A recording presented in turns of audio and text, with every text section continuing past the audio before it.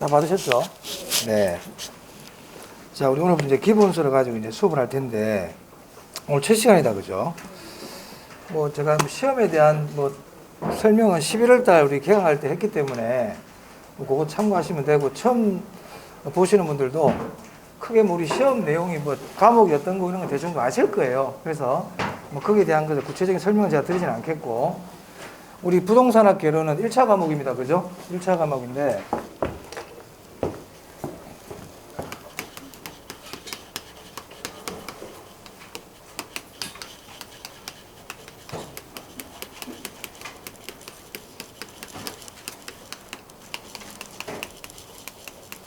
우리 1차 과목이 부동산학 개론과 민법 및 민사특별법인데요. 보통 우리가 민법이라 그러죠. 제 말 들리세요? 자꾸 목소리가 작은 느낌이 들지, 자꾸. 네, 부동산학 개론이 40문항, 민법도 마찬가지로 40문항, 그래서 80문항을 100분 동안 풀게 됩니다. 그리고 우리 1차 과목은 평균 60점 이상이면 합격하는 그런 시험이에요. 그래서 과목별 60점이 아니고 평균 60점이 되기 때문에 70점, 50점, 80점, 40점 이런 식으로 해서 평균 60점을 넘기면 됩니다. 자, 여러분들 이제 이 공부를 할 때 좀 제가 부탁드리고 싶은 거는요. 어차피 우리 시험은 합격을 위한 시험이에요. 전문적인 공부를 하는 게 중요한 게 아니고 어차피 합격이 목적이란 말이죠. 그럼 어떻게 해야 되느냐 하면 시험에 잘 나오는 부분들을 파악을 해서 그 부분을 집중적으로 많이 보는 게 합격을 위한 제일 좋은 방법입니다. 그래서 책에 있는 걸 다 이렇게 알려고 그러지 말고 시험에 잘 나오는 부분을 정확하게 그건 제가 알려드립니다. 이 부분이 중요하다, 이 부분 알려드려요. 그러니까 여러분들은 그 부분을 잘 체크해놨다가 그 부분을 위주로 많이 보시면 되겠다. 그리고 특히 우리 1차 과목은 용어의 뜻을 아는데 여러분들이 좀 주안점을 두시기 바랍니다. 용어의 뜻. 그리고 특히 우리 개론은 용어가 많이 나와요. 그래서 용어의 의미를 파악하는데 주안점을 두시면서 공부를 하시면 도움이 되실 거예요. 아시겠죠? 제가 말씀드린 거 시험에 잘 나오는 부분만 정확하게 체크를 했다가 그 부분을 집중해서 많이 보도록 하자. 네. 그리고 이제 또 공부하는데 필요한 것들은 제가 중간중간 진도 나갈 때 또 말씀드리겠습니다. 자, 그리고 제가 칠판에 적는 내용들은 가능하면 필기하시는 게 좋고요. 여러분들이 복습을 할 때는 이 책하고 필기한 거 딱 두 개 가지고 하시면 되는 거예요. 아시겠죠? 다른 거 볼 필요 없어요. 이거하고 노트하고 이렇게 보시면 되겠습니다. 자, 그리고 이제 공부할 때 중간중간에 필요한 것들은 제가 강의 중간에 도중에 또 말씀드리기로 하고요. 우리가 이제 나가야 될 양이 많기 때문에 일단 바로 수업 들어가겠습니다. 자, 우리 교재 보시면 차례 한번 볼까요? 차례. 자, 목차를 보시면 차례 보시면 거기 제1편에 부동산학 총론이라고 되어 있죠. 그죠? 그리고 2편부터 해가지고 7편까지가 강론입니다. 그리고 이제 8편이 감정평가. 그래서 우리 부동산학 개론은 총론, 강론, 감정평가 이렇게 크게 세 부분으로 이루어져 있습니다. 자, 그럼 총론 부분에서 오늘 이제 총론 할 텐데요. 이 총론 부분에서는 한 2문제에서 3문제가량 출제가 되고 있어요. 네. 그럼 이제 총론 부분에서 2문제에서 3문제 나온다고 그러는데 주로 어디에서 나오는지를 잘 파악을 해놨다가 그 부분을 집중해서 보시면 되겠다. 이런 말이 되겠습니다. 자, 그럼 책을 한번 보겠습니다. 22페이지입니다. 22페이지.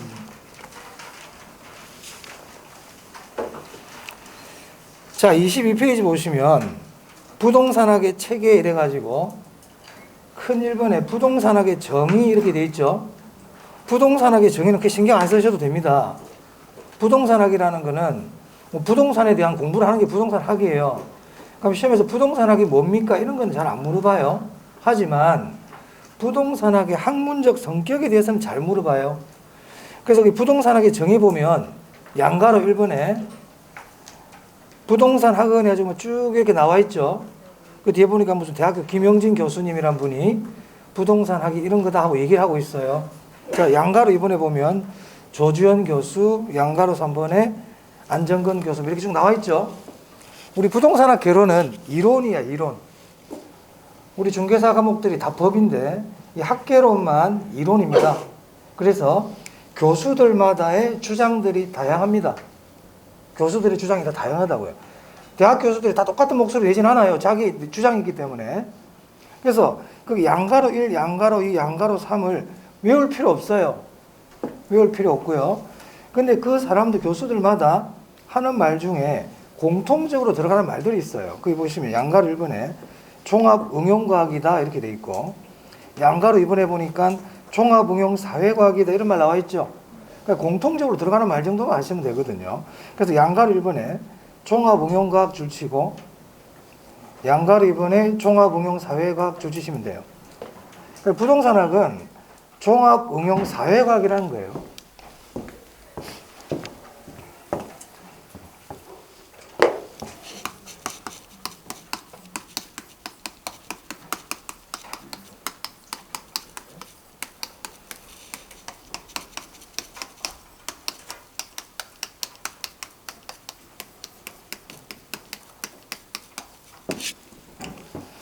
자, 그래서 그 밑에 보시면 부동산학의 학문적 성격이라고 보이세요? 찾았습니까? 자, 그 제목을 이렇게 네모로 박스를 이런 식으로 이렇게 딱 치세요. 색깔 있는 걸로 하시면 더 좋겠죠.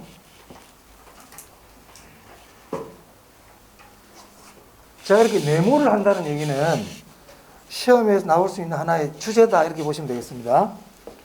부동산학의 학문적 성격이 시험에 나올 수 있는 하나의 주제, 테마가 될 수 있다는 거예요. 그러니까 부동산학이라는 것은 어떠한 성격을 갖고 있는 학문이냐 이 얘기입니다. 자, 그래서 이 양가를 1번에 봅니다. 종합과학이라고 되어 있죠. 종합과학 줄치세요. 그러니까 종합과학이라는 게 뭘까요? 종합과학이라는 게 뭐 여러분 밑에 적혀 있는데 한번 여러분 생각을 해보세요. 종합과학이 뭘까? 여러 학문을 모아놨나 봐요. 그죠? 맞아요. 그런 뜻을 아시면 됐어요. 종합과학이라는 게 여러 학문을 모아놨다는 뜻이구나. 그 정도, 그 말을 의미를 아시겠다. 밑에 안 읽어봐도 됩니다. 안 읽어봐도 됩니다. 그런 뜻이 있습니다. 밑에. 그리고 뭐 법학, 경제학, 경영학, 건축과학 등 여러 학문의 지원을 받아 이렇게 돼 있죠. 줄 치려면 그 정도만 줄 쳐주시면 돼요. 법학, 경제학, 경영학, 건축공학 등 여러 학문의 지원을 받아. 이게 종합학문이라는 뜻이에요. 자, 그 다음에 양가로 2번 봅니다. 부동산학은 응용과학입니다. 응용과학 줄칩니다. 응용과학. 줄쳤어요. 자, 우리가 학문은요. 자, 부동산학에 지금 성격했는데 첫 번째가 종합과학 났어요. 두 번째가 지금 응용과학 나왔습니다.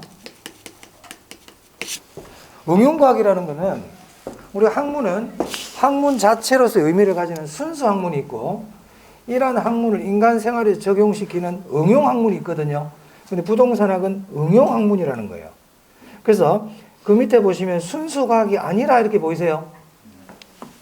줄 치시기 바랍니다. 응용 과학의 반대가 순수 과학이에요. 순수 과학이 아니라 줄 쳤어요? 줄 치고요.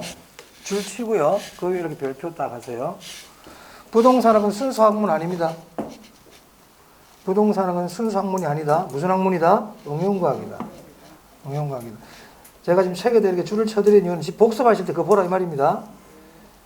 집에 가서 복습하실 때 다른 거 볼 필요 없고요. 제가 이제 줄 쳐드린 것만 쭉 이렇게 보시면 돼요. 네모 박스 딱 읽고 줄 친 거 보고. 자, 1월달부터 중요한 거 줄을 책에 쳐드릴 테니까 복습 바로 하시기 바래요. 왜냐하면은 우리 1차 과목은 4월달, 늦어도 5월달까지는 한 50점 정도 잡아야 됩니다. 50점. 그렇기 때문에 뭐 지금은 덥고 3월달부터 복습하지 이런 마음 버리셔야 돼요. 지금부터 그냥 1차 과목은 그냥 복습 시작이야. 뭐 시작하자마자 이거 왜 이렇게 첫날부터 이렇게 복습을 하라고 그럽니까? 이랬는데 지금부터 그렇게 해야 됩니다. 자, 순수과학 아닙니다. 응용학문이다. 자, 양가로 3번요. 부동산학은 뭐라고 돼 있죠? 사회과학 줄 치세요. 사회과학이에요. 사회과학. 이 사회과학이라는 거는 인간 생활과 관계되는 학문이에요. 그럼 사회과학의 반대가 뭐냐면 자연현상을 연구하는 자연과학이에요. 그럼 부동산학은 자연과학이다, 자연과학이 아니다? 자연과학 아니에요. 그래서 그 밑에 보니까 자연과학이 아니라 이렇게 되어 있습니다. 줄쳐야 됩니다. 그 별표입니다. 자연과학 아니에요. 아니라에다 자연과학 아니라 그 별표해야 돼요. 자, 그 다음에 양가로 4번에 구체적 줄치세요. 구체적인 학문이에요. 그리고 경험과학이에요. 구체적 학문이에요. 그럼 구체적의 반대가 뭐냐면 추상적이에요. 그 밑에 보면 추상적 보이세요? 추상적 줄치고요. 가상이라는 게 추상이란 말이 비슷하거든. 가상과학이 아니라까지 줄칩니다. 추상적, 가상적 과학이 아니라. 그리고 그게 다시 뭐 해야 될까요? 별표. 부동산학은 구체적 학문이란 거예요.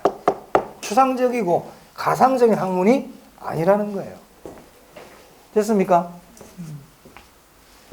그리고 양가로 5번에 보면 규범과학이다 되어 있네요. 규범과학 줄 하나 치고요. 규범과학이라는 거는 어떤 게 옳다, 어떤 거는 잘못됐다, 이걸 밝혀주는 학문이다 이 뜻이에요. 어떻게 하는 게 바람직하냐 이런 걸 얘기하는 게 규범과학이에요. 자, 그래서 다 했습니다. 부동산학의 성격은요, 종합, 응용, 사회과학이고 구체적 학문이면서 규범과학이에요. 그럼 어떤 학문이 아니라고 그랬나요? 순수과학 아니라고 그랬고, 자연과학 아니라고 그랬고, 추상적 학문 아니라고 그랬죠. 구체적 학문이라고 그랬어요.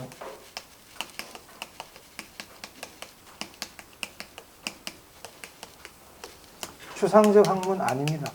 자, 그래서 이 부동산학의 성격에서는 이 말이 중요하다. 얘들은 아니다. 아니다. 순수과학 아니고 자연과학 아니고 추상적 학문 아닙니다. 기억해 주세요. 저거. 이거 부동산학의 성격 다 했어요. 저거 하시면 돼요. 자, 그 다음 그 밑에 23페이지에 보시면 회색 박스가 있네요. 보이세요? 자, 거기 부동산의 복합개념 그래가지고 3대 측면, 2대 측면 보입니까? 네, 그거 마찬가지 이렇게 메모합니다. 메모. 두 번째 우리가 봐야 될 게 부동산의 3대 측면입니다.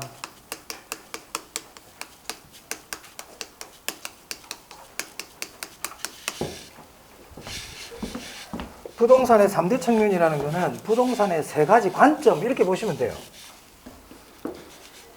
우리 인간을 볼 때도 인간도 여러 가지 관점에서 볼 수가 있죠. 부동산도 여러 가지 관점에서 볼 수 있다는 거예요. 근데 그 많은 관점들 중에서 대표적인 게 세 가지 관점이 있더라 이 말입니다.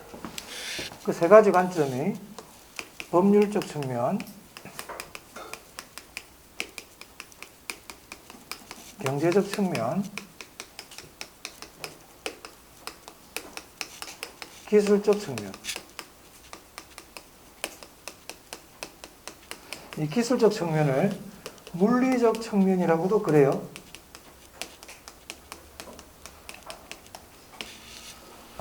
그 법률적 측면이라는 것은 부동산을 법적인 관점에서 보겠다 이 말입니다. 부동산을 법적인 관점에서 보겠다. 소유권이 누구에게 있느냐 뭐 이런 식으로 공법상 어떤 제한을 받고 있느냐 이런 것처럼 여기는 공법상 무슨 지역이냐 이렇게 법적인 관점에서 보는 게 법률적 측면. 그리고 경제적 측면은 부동산을 경제활동과 관련된 한마디로 뭐 돈처럼 본다는 얘기죠. 경제적 측면이고요.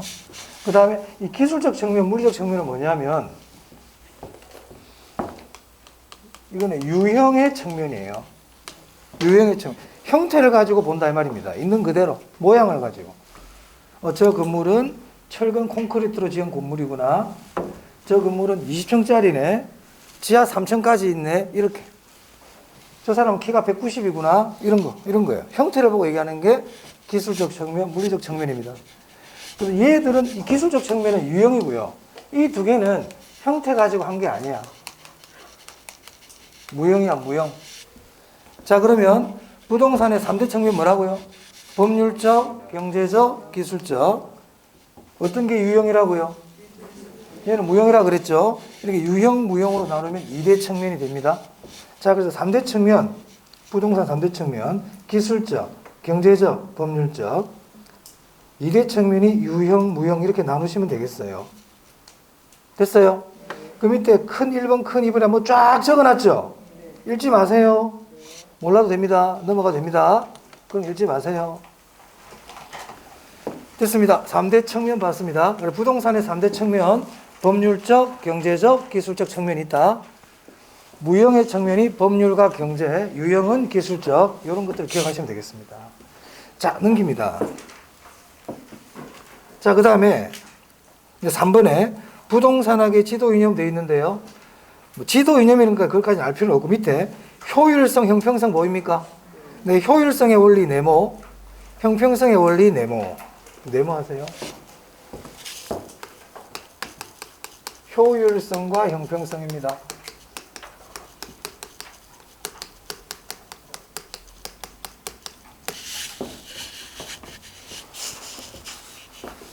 자, 그럼 양가로 1번에 효율성의 원리가 있는데, 효율성이 뭔지부터 일단 뜻을 알아야 돼요.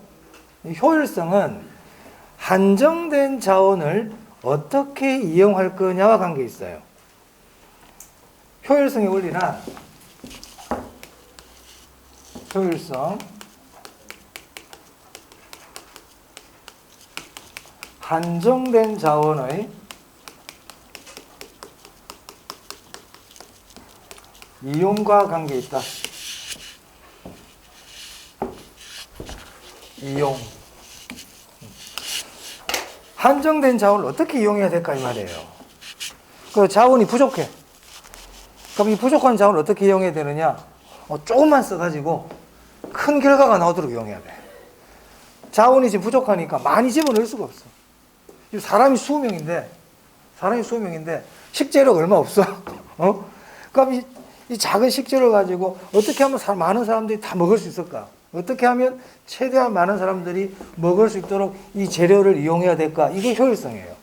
그래서 효율성은 한정된 자원의 이용과 관계가 있는데, 그럼 어떤 이용이냐? 최소 투입으로 최대의 결과가 나오도록 이용하는 게 효율성입니다. 자, 그래서 동그라미 부분 봅니다. 최소의 비용 시간을 투입하여, 줄 보이세요? 줄 치세요. 최소의 비용 시간을 투입하여 최대의 효과를 얻고자 하는 원리까지 줄 치면 되겠습니다. 이게 효율성이에요. 최대를 집어넣어가지고 최대를 얻는다. 이건 누구나 할 수 있다. 그건 누구나 할 수 있는 거야. 그건 원리도 아니야, 그거는. 그건 누가 몰라.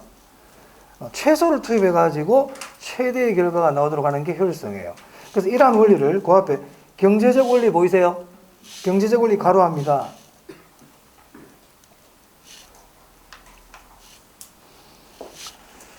자, 그런데 제가 이제 경제 주체에 대해서 설명을 드리고 했으면 더 좋을 뻔했는데 책 순서대로 하다 보니까 우리 경제 주체가 있거든요. 경제 주체란 경제 활동을 하는 주인공, 그 주체라 그래요. 이 경제 주체는 크게 둘로 나눌 수 있어. 공적 주체와 사적 주체로 나눌 수 있어요. 이 공적 주체를 공공부문이라고도 그래요. 사적 주체를 민간부문이라고도 그럽니다. 그럼 공적 주체에는 대표적인 누가 있냐면 정부, 지자체, 공사, 공적 주체예요. 사적 주체는 개인, 기업, 조합. 이 공적 주체를 제1섹터라고 그래요. 그럼 사적 주체는 제 몇 섹터일까요? 제1섹터입니다.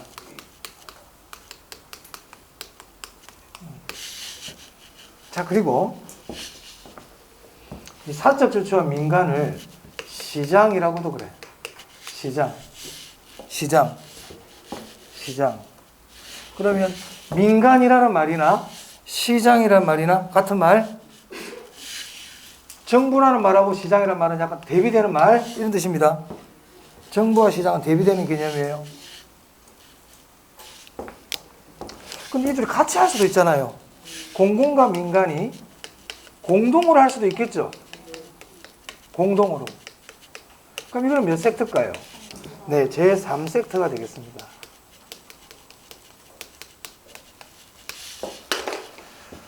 자, 그럼 여기로 다시 올게요. 효율성. 한정된 자원을 어떻게 이용할 거냐? 최소를 투입해서 최대의 결과가 나오도록 이용하는 게 효율성이라고 그랬죠. 그러면 효율성은 공공이 중요시할까요? 민간이 중요시할까요? 민간이 중요시한다. 그래서 그 밑에 동그라미 2번입니다. 민간 부분에서 형평성보다는 효율성의 이념이 더 중시된다. 보이세요? 줄치고 그 위에 별표합니다. 효율성이 이게 일단 이 말이 제일 중요합니다. 민간이 더 중요시한다는 거. 민간이 더 중요시한다는 거. 그래서 효율성의 원리, 그 위에 제목에 효율성의 양가를 일본의 효율성의 원리 있죠? 그 옆에다가 아까 경제적 원리는 괄호 했잖아요? 했지만 적어. 경제 원리. 제목 옆에다가. 효율성의 원리. 제목 옆에다가. 그리고 시장 원리. 똑같은 말이에요.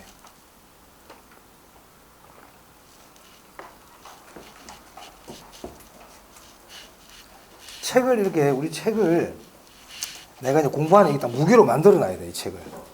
딱 이 자체를. 막 여러 권 볼 게 아니고, 요거 딱 한 개, 아시겠습니까? 이거하고 노트. 이 두 개만 딱 펴놓고 공부하는 거야. 복습은 항상. 막 이것저것 보면 안 돼. 정신만 산란해. 책 막 꺼내놓고, 이 책 보고, 저 책 보고, 야, 내 친구는 저 책 보고 뭐 합격했다던데? 친구가 그 책 좀 줘봐봐. 뭐 잘 정리된 게 있다면. 다 쓸데없는 행동이에요. 그런데 눈 돌리지 마. 우리 책은 이거야, 이거. 이 책이 중요하다. 이 책도 한 번도 제대로 못 보면서 다른 책 어떻게 보려고 그럽니까? 그죠? 하나만 제대로 보면 됩니다. 책은 다 똑같습니다.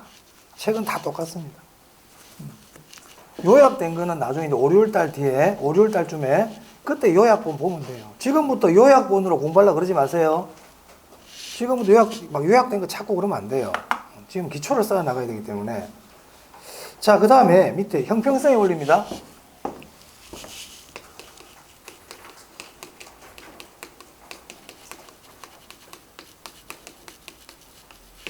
자, 형평성의 원리는 거기 보시면 옆에다 바로 적을게요, 그냥. 옆에다가 형평성 원리 옆에다가 이렇게 적으세요. 이건 분배와 관계 있어요. 분배. 형평성의 원리는 분배야. 효율성의 원리는 뭐라고 했어요? 이용. 그럼 거꾸로 적으면 안 되겠네. 효율성을 분배, 형평성을 이용 그러면 안 됩니다. 효율성이 이용이고 형평성이 분배예요. 그럼 여기서 분배라는 거는 똑같이 나눠주자가 아니에요. 너도 한 개, 니도 한 개, 니도 한 개 이게 아니야. 그건 공산주의. 이 형평성은 최대한 많은 사람들이 나눠 가질 수 있도록 하자. 일부분의 소수의 사람들이 다 갖고 있게 하지 말고 골고루 가지고 있자고 이런 뜻입니다. 그래서 형평성 나오면 그 옆에다 또 적으세요. 이렇게. 옆에 우리 책에는 좀 그런 구체적인 말이 없어. 형평성 원리 옆에다가 저소득층, 경제적 약자, 노트에 필기를 하셔도 되고 책에도 바로 적어 놓으세요. 보호 이렇게 생각하시면 돼요. 이거 다 형평성이야. 저소득층, 경제적 약자 보호와 관계되는 건 다 형평성이에요.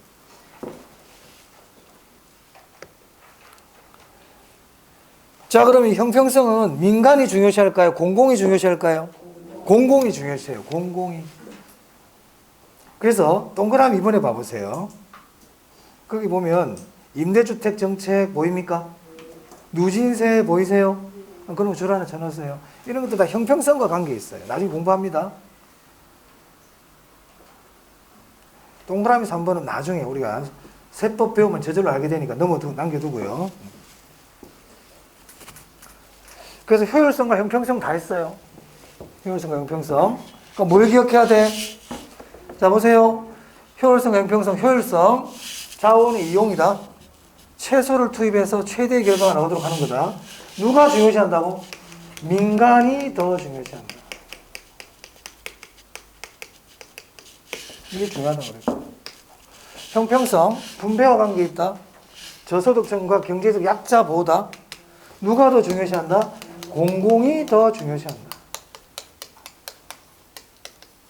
이거 알면 됩니다. 이거 알면 된다. 자, 그 다음. 그래서 항상 공부할 때는, 자, 1교시 있잖아요. 여기서 중요한 게 뭐냐? 내가 무엇을 알아야 되느냐? 이걸 딱 점검해가지고, 그러면 집중적으로 보라, 이 말이에요. 자, 5번째. 부동산학의 접근 방법입니다.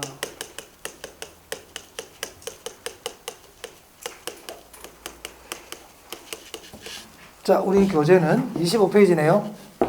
여기 부동산학의 접근 방법, 연구 방법 되어 있죠? 박스. 박스. 접근 방법이 연구 방법이에요. 그러니까 부동산을 어떻게 연구할 거냐? 연구 방법이 될 말이에요. 그럼 부동산을 연구하는 방법은 여러 가지가 있겠죠? 여러 가지가 있어요. 많아. 그 밑에 봐, 많아, 지금. 양가 1번부터 6번까지 많아요. 다 안 본다, 우리는. 자, 양가로서 한번. 종합식 접근 방법 보입니까? 네, 그 네모. 별표. 그 시험 잘 나와. 자, 양가로 5번에 의사결정 접근법 보이세요? 네모. 별표. 네. 자, 그러면 다른 건 제가 안 하고요. 종합식 접근법 한번 볼게요.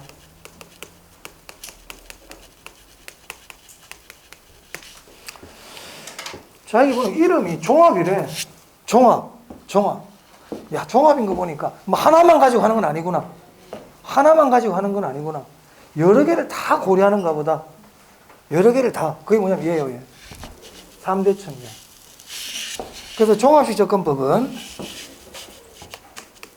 부동산의 3대 측면을 모두 고려한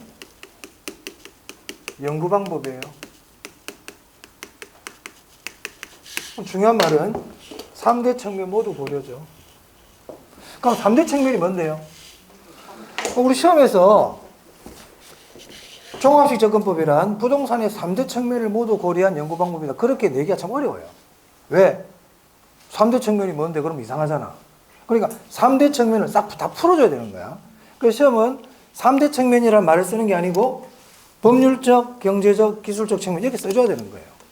그래서 제가 이걸 한 거예요. 3대 측면이 뭐라고요? 법률적, 경제적, 기술적. 그러면 종합식 접근법이란 부동산을 연구할 때 어떻게 연구하느냐? 법률적, 경제적, 기술적 측면을 모두 고려했다 이 말이에요. 그러면 법률적, 경제적, 기술적 측면 모두 이런 말이 나오면 종합식이야. 자, 그럼 교재 한번 볼까요? 자, 양가로 3번에 첫째 줄, 둘째 줄 볼 필요 없어. 셋째 줄 봅니다. 부동산을 법률적, 경제적, 기술적 측면 보이세요? 이거 다 세 개 다 나오면 종합식이라니까. 이거 세 개 나오면 종합식이야. 그 법률적, 경제적, 기술적 줄 딱 치면 돼. 뒤에 복합 개념이란 말 있죠.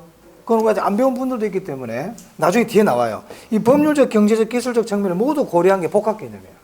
그래서 복합 개념도 줄 치고 복합 개념 위에 별표. 그래서 이걸 나중에 이제 하겠습니다만은 종합식 접근법을 이렇게도 표현할 수 있어요. 복합 개념식 접근법.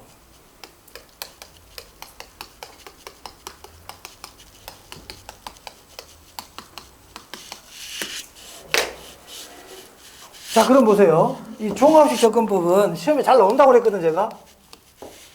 네? 그럼 종합식 접근법이라는 말이 나오면 뒤에 3대 측면이라는 거하고 복합 개념이라는 이 두 개가 중요하단 말이에요. 3대 측면이 뭔데요?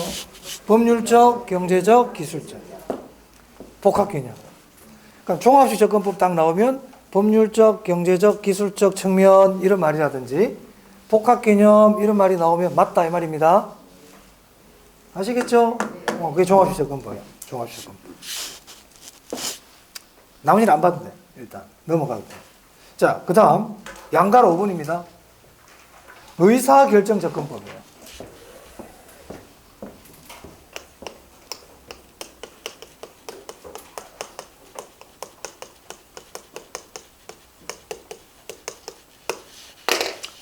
이 의사결정 접근법에서는 이 의사결정이라는 말이 중요한 말인 것 같아요. 보니까 종합식 접근법에 종합이란 말이 중요하겠지. 접근은 똑같은 말이니까 종합이 중요하잖아요. 종합이 뭔데? 법률적, 경제적, 기술적 모두 고려. 그게 복합 개념이야. 그럼 의사결정 접근법에서 무슨 말이 중요해? 의사결정이 중요하지. 어떤 의사결정이냐 말이야. 이게 이익극대화거든요. 이익극대화. 인간은 자기 이익을 극대화시키는 의사결정을 하게 돼 있어요. 이러한 의사결정에 초점을 맞춘 연구 방법이다 이 말입니다. 자, 그래서 우리 교재 보면 25페이지 양가로 5번에 1번 동그라미 1번 보세요. 자기 이윤의 극대화 보이세요? 굿줄 딱 치고 별표예요. 이 말 나오면 의사결정이야. 그럼 의사결정 접근법을 설명할 때 이 말을 빼고는 설명할 수가 없어요. 자기 이윤의 극대화. 그리고 인간이 자기 이익을 극대화시키려면 인간이 좀 똑똑해야 돼. 그래서 인간은 똑똑하다 이렇게 표현할 수가 없어 책에서는. 그래서 뭐라고 하냐면 합리적이다 이렇게 얘기해요. 그 1번에 보니까 인간은 합리적 존재임 이런 말 있죠. 그것도 줄 쳐놓으셔도 돼요. 합리적 존재 이 말 나와도 의사결정이야. 이 말 나와도 의사결정이야. 하지만 합리적 존재란 말은 안 나올 수도 있지만 이윤의 극대화는 꼭 나옵니다. 의사결정 접근법을 얘기할 때. 됐어요? 그럼 질문. 그럼 이 의사결정 접근법이 이윤의 극대화라 그랬잖아요. 그럼 이윤의 극대화는 민간이 중요시할까? 공공이 중요시할까? 민간. 그럼 의사결정 접근법 옆에다가 시장, 민간 이렇게 적어놔.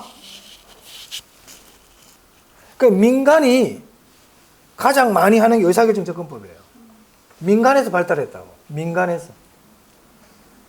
이윤 극대화가 민간이라 그랬잖아. 아까. 시장. 그죠? 아까 여기 보세요. 효율성. 최소를 투입해가지고 최대의 결과가 나오면 이윤이 어떻게 되겠어요? 이게 이윤 극대화잖아. 이게 이윤 극대화. 최소를 투입해가지고 최대의 결과가 나오도록 하겠다. 이게 이윤 극대화죠. 그래서 이게 경제 원리인 거예요. 민간 원리고 시장 원리고. 그래서 의사결정 접근법은 민간이 더 중요시해. 그래서 그 밑에 보니까 둘째 줄에 보니까 특히 서구 자본주의 시장 경제에서 시장이란 말 있죠? 시장. 사적 주체. 민간. 똑같은 얘기 아닙니까? 그러니까 이걸 외우려고 그러지 말고 의사결정 접근법은 이윤극대화야. 이윤극대화는 민간인 거야. 이윤극대화는 민간이란 말이에요.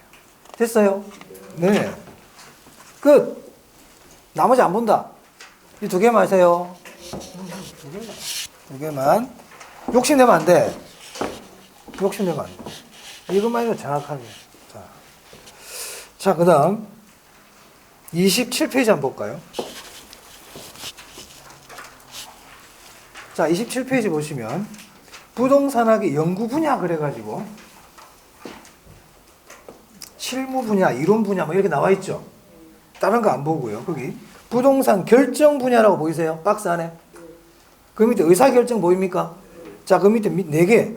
투자, 금융, 개발, 정책 요거 4개 딱 이렇게 이렇게 묶으시든지 이렇게 표하세요. 투금 계정이야.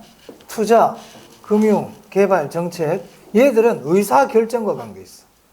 의사결정과 관계 있어. 의사결정과 관계 있어. 그럼 조금 전에 부동산학을 연구할 때 연구 방법 중에 의사결정 접근법 여기 있었잖아요. 그죠? 이 의사결정 접근법은 투금 계정 연구할 때 좋다고. 의사결정이라고 그랬잖아. 안 그래요? 그래. 그러니까 의사결정 접근법하고 투금 계정하고 관계가 있다. 왜? 그들 의사결정이니까. 따로따로 이렇게 외우려고 그러지 말고 같은 의사결정이니까. 부동산에 투자한다든지 금융이라든지 개발이라든지 정책 부분은 의사결정 접근법이 유용하다. 뭐 이런 뜻이 되겠습니다.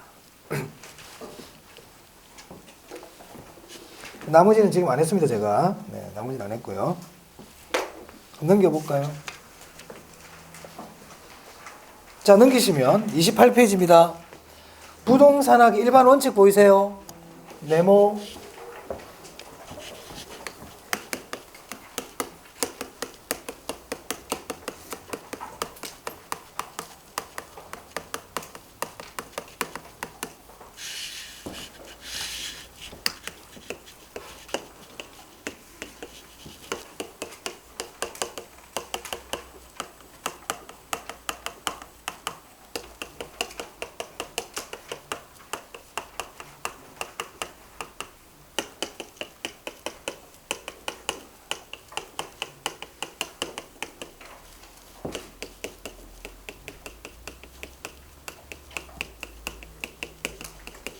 일단 이 4개 암기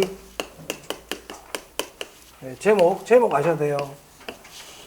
그래서 능, 안, 공, 경 이렇게 기억해 주시기 바랍니다. 능, 안, 공경, 노인 공경이 아니고 능, 안, 공경, 능률, 안전, 공정, 경제, 부동산학의 일반 원칙입니다. 부동산학의 일반 원칙. 자, 그럼 우리 교재 보면 네, 거기 양가로 1번에 능률성의 원칙이라고 있죠. 보이세요? 자, 거기 보면 부동산학은 부동산 소유활동의 능률을 위해서는 최유효 이용의 원칙을, 거래활동의 능률을 위해서 쪼쪼쪼 막 적어놨어. 이거 다 보려고 그러지 말고 최유효 이용 원리 줄 치세요. 최유효 이용. 줄 쳤어요? 이 최유효 이용이라는 거는 최고 최선의 이용을 얘기해. 최고 최선의 이용인데 최유효 이용의 원리는 능률성의 원칙 안에 들어있어요. 최유효 이용의 원칙이 어디 안에 들어있다고? 그래, 최유효 이용이 어디에 소속되어 있는지를 봐야 돼요. 요 안에 들어있어요.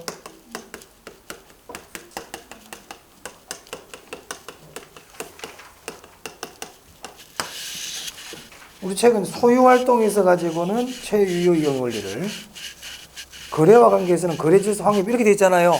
그 디테일하게 몰라도 돼. 그냥 최유효 이용은 어디에 들어있다? 능률성 안에 들어있어요. 안전성과 관계있다 그러면 안 돼. 공정성과 관계있다 그러면 안 돼요. 어디에 있다고? 능률성 안에. 능률성 안에. 소속을 잘 봐야 돼. 그 다음 양가로 3번에 경제성 보세요. 경제성은 수익성이야. 수익성 동그라미 하면 돼. 당연히 경제성이 수익성이죠. 됐습니까? 자, 됐습니다. 그 정도 보시면 되겠습니다. 자, 그 다음 29페이지. 부동산 활동의 속성인데요. 이거는 다음에, 지금 안 봅니다. 다음에 보도록 하겠습니다. 자, 넘기세요. 자, 넘기시면 이제 32페이지 부동산의 개념이네요. 자, 여기는 좀 쉬었다 하겠습니다. 10분만 쉬겠습니다.